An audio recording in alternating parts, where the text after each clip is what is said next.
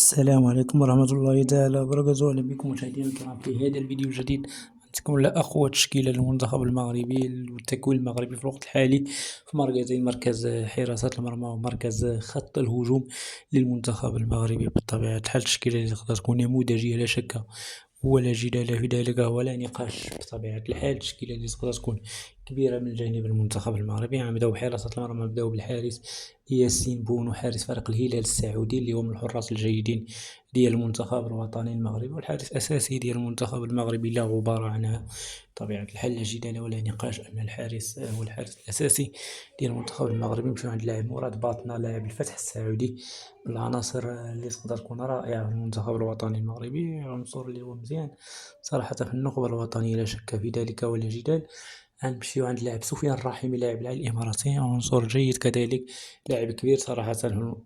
ملي كيتنادى المنتخب كيأدي الدور ديالو صراحة لا جدال ولا نقاش. نمشيو عند اللاعب أيوب الكعبي لاعب أولمبياكوس اليوناني، كذلك لاعب اللي باقي ناقصه الفاعلية بزاف مع المنتخب المغربي صراحة، خصو يخدم عليها على الفاعلية في المنتخب الوطني المغربي باش يبقى يسجل لنا الأهداف الكثيرة. هادشي اللي كاين، شكرا لكم وإلى اللقاء.